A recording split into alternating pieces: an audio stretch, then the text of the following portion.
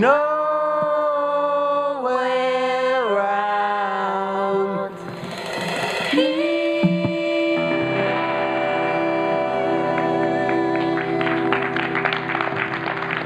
Thank you, folks. Let me welcome Michael Gitlin, the director of the film.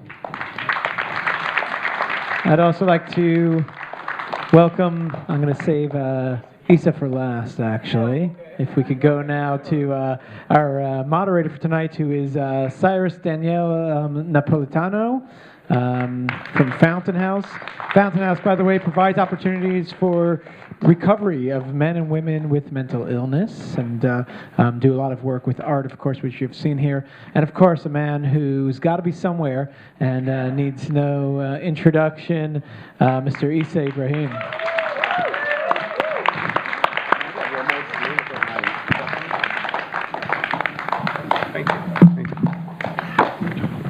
Is this thing on? Okay, it is. Ooh, bright lights. Big city. Big city, I know, right? I have to have my props. You got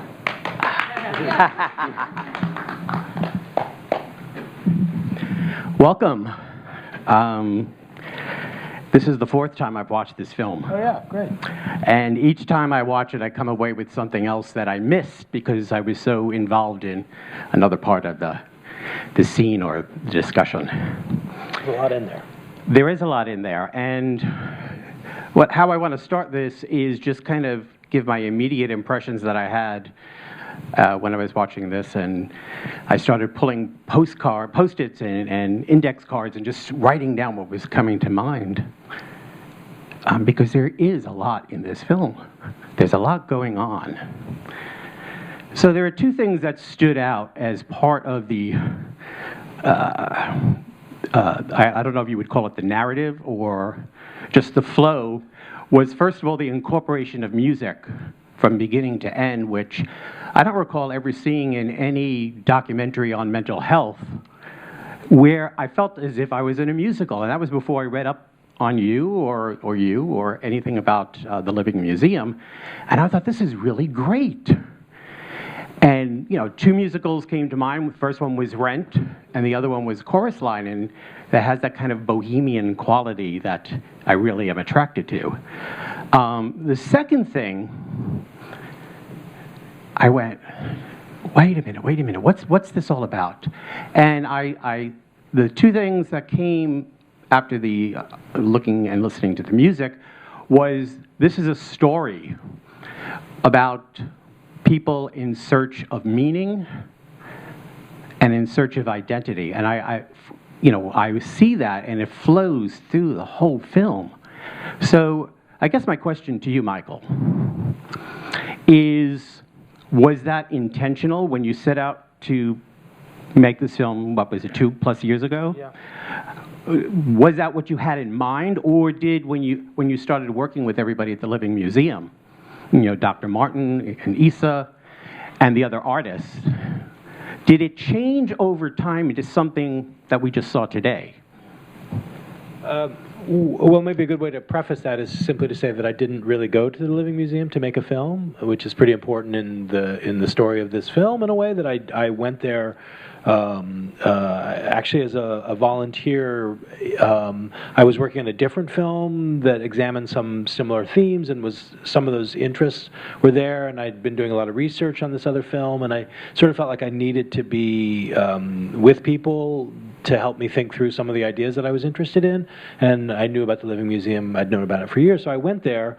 And so the film developed very, very organically. I didn't go there to shoot. I didn't, it just kind of began in a very organic fashion. And it was really only after I gathered maybe 35 hours worth of material that I actually thought, well, maybe there's a film here.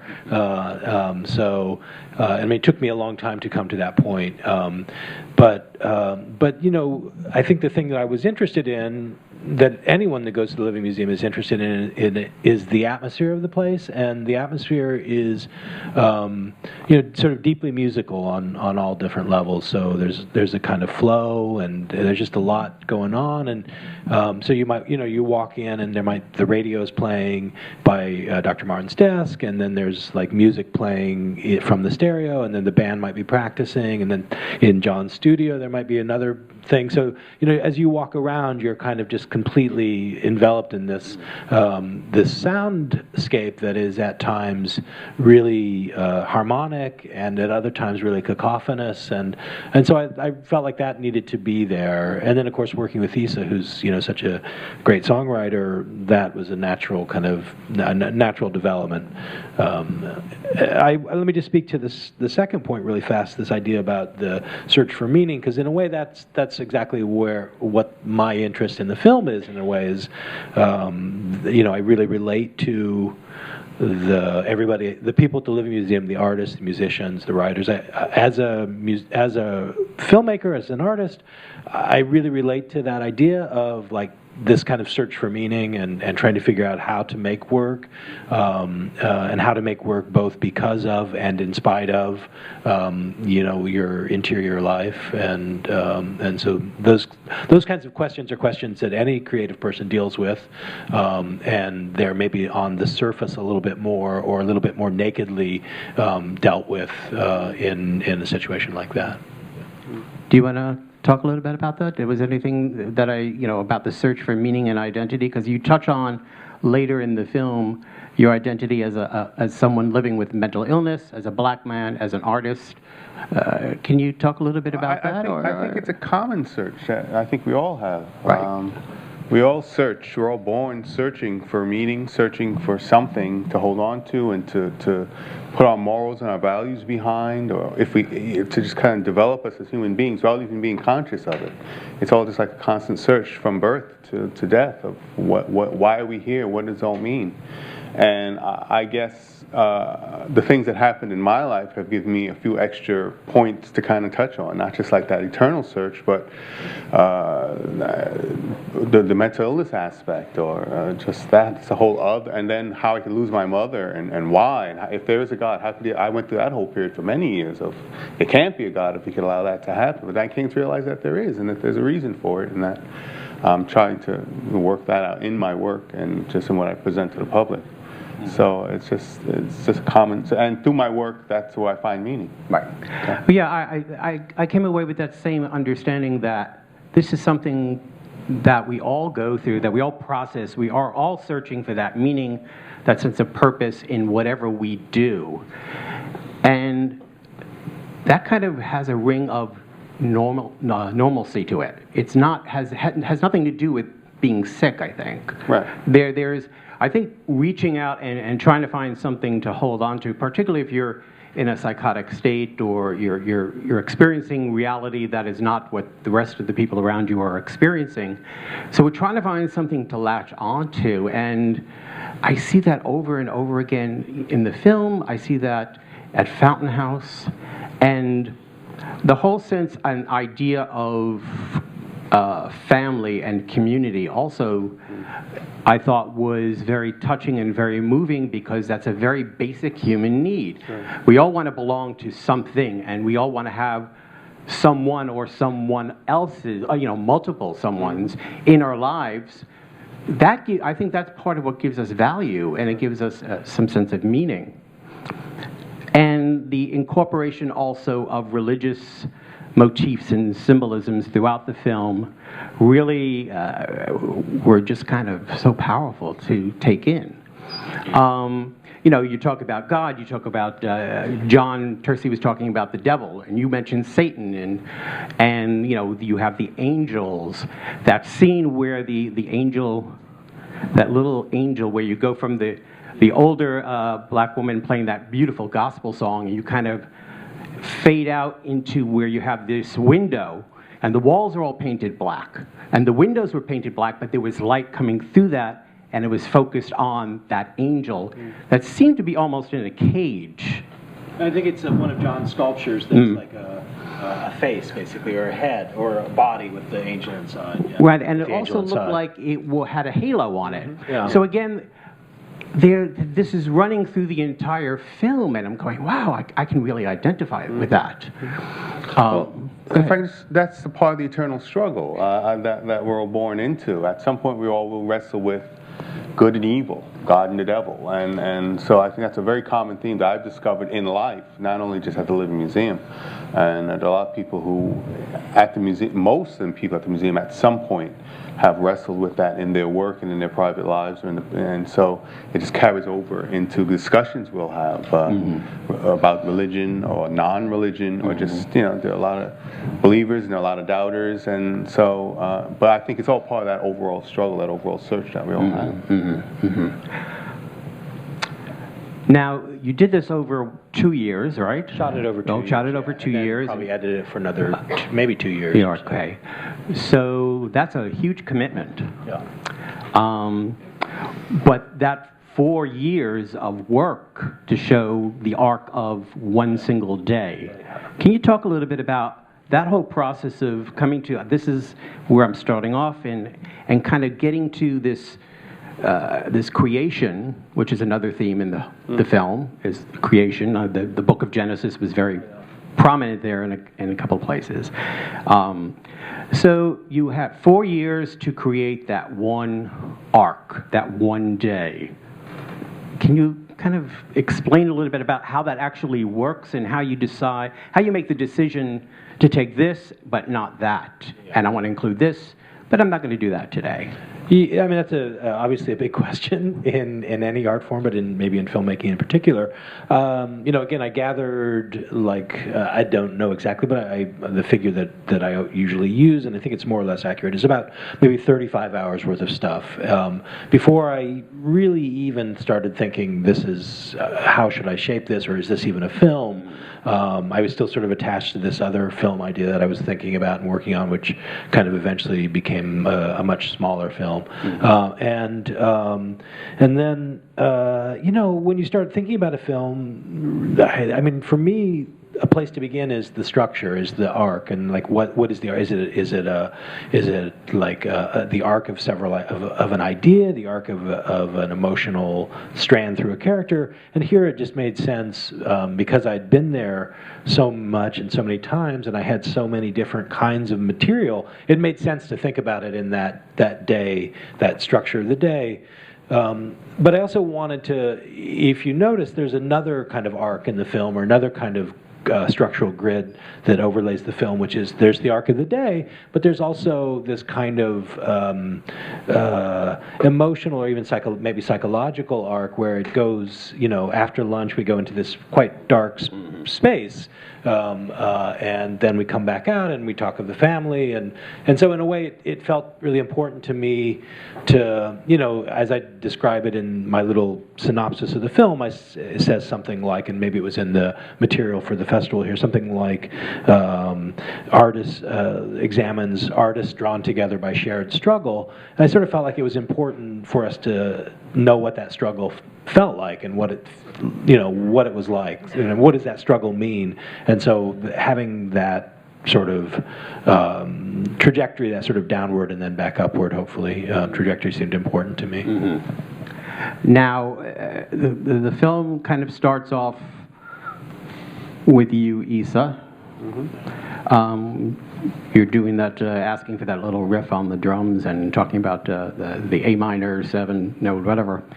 And you kind of finish off as Superman. But the in-between moment, there was that moment as I was sitting there watching the film, and I went, wait a minute, did you just say what I thought you said? And I went and I rewound the film a little bit, and I said, yes, you were talking about your mother, and you were trying to perform an exorcism. That moment was just such an overwhelming sense of sorrow and pain and fear, but somehow in that whole moment when you're talking about it, there is a glimmer of hope.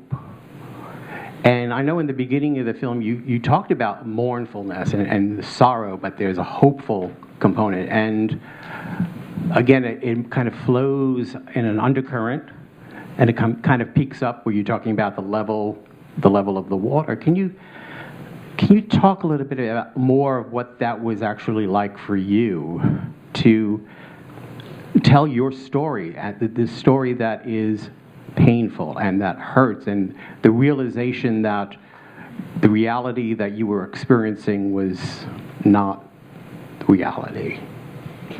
Well, yeah, it was a very painful experience, and it continues to be a very painful experience. But I've come to realize over time, and I spent 20 years in Creedmoor, but in that time it was like a journey, and it's a journey I'm still on. But as a part of that particular part of the journey, I came to realize that there could be a purpose to it, and the purpose could be to be a cautionary tale or a teaching tool for others. To use my story, my mom's tragedy, and the loss of my mom, to kind of keep her alive in my memory and other people's memories, to take her with me to screenings like this. And I've got a book come out. It sounds like selfless shame. Go for it. But I have a book coming out in June, a memoir about this whole experience in my 20 years in Creedmoor and what got me there and how I got out. And she was with me when I was writing. She's with me when I go on Q&As, and I take her with me. So I kind of look at that as a purposeful thing, like to keep her alive. You know, she was such a wonderful person, an artist. She inspired me as an artist. I'm a very small child, and everything I do in my art is a reflection in some way of what I saw growing up as a small child at her feet while she was working on these gigantic portraits and murals. So I look at it as a continuance of what she instilled in me, and so that's just my journey. But yeah, it's a painful thing. It's still hard to talk about. I mean, it's exposing. You know, but my choice, I always felt, was either walk around with an overcoat and a big wide brim hat or don't come out at all, or use it for good.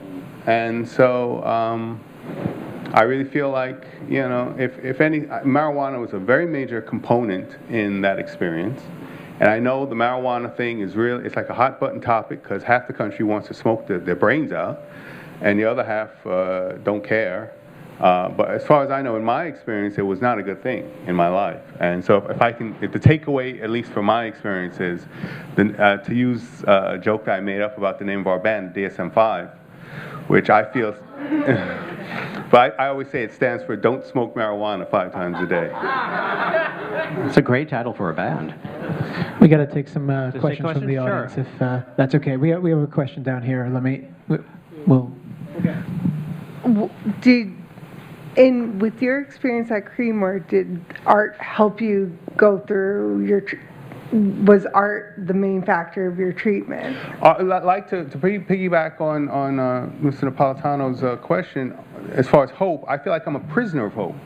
I can't help but hope, because if you don't have hope, you just flounder and then sink, And when I was at Creedmoor, even before, I was an artist before I got sick, and as an artist in Creedmoor, it's a bittersweet. It's a double-edged sword, because as an artist, you have a great program in Creedmoor, like the Living Museum, but at the same time, you've got an administration, like an administration exists everywhere, that don't accept artists and don't understand artists and will try to tamp it down and keep you from being as creative as you could be or should be. But art has definitely been a major component in my recovery, and it's a part of my life. And I use it to look at myself 6 months after I started a painting, or a year after I did a painting or did something, and I'll look at it and go, oh yeah, I see where I was then. And it kind of helps me do my own art therapy on myself, my own music therapy on myself. So it has been very instrumental to my recovery. We have a question up here. Hi, I noticed there were quite a number of scenes with animals in them, and I was wondering if you could address that. Thank you. I guess I could, or Sure, go ahead. Yeah, I mean, there was, although there is not anymore, there was at that time a farm, and on the right adjacent to where the Living Museum is on the grounds here. So the animals are a part of the experience, and for me as the filmmaker, part of it is there are a couple things that are happening. One is really just there's a phrase in editing it's called cut to the kitchen sink. Like when you've got two shots and you've got to put them together, and so you need something to cut to, and so you cut to the kitchen sink. But it's something like that, but here it's cut to the rooster, because